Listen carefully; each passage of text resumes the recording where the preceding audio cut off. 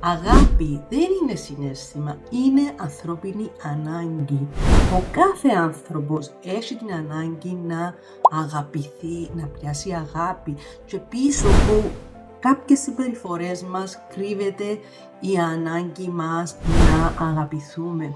Και αφού είναι ανάγκη και όλοι οι άνθρωποι έχουν την ανάγκη, υπάρχει στον κόσμο.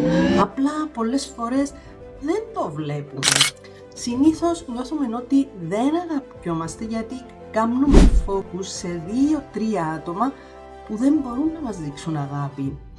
Άρα, αν ανοίξουμε τα μάτια μας και δούμε γύρω μας, θα δούμε ότι υπάρχουν πάρα πολλά άτομα που λαμβάνουμε αγάπη, απλά δεν το βλέπαμε ως τώρα. Δηλαδή, είναι πολύ σημαντικό να προσέξουμε πόση αγάπη παίρνουμε που άτομα που δεν υπολογίζουμε. Και εσύ, είμαι σίγουρη ότι υπάρχουν άνθρωποι που δεν μπορείς να δείξεις την αγάπη σου για το χύψη λόγο. Και είναι ok, δεν μπορούμε να δείξουμε σε όλους αγάπη.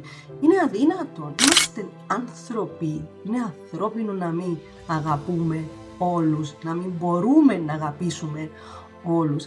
Αλλά σε εκείνους που αγαπάς, δείξε το. Πες το και εκείνοι με τη σειρά τους να το πούν και να το δείξουν στους επόμενους.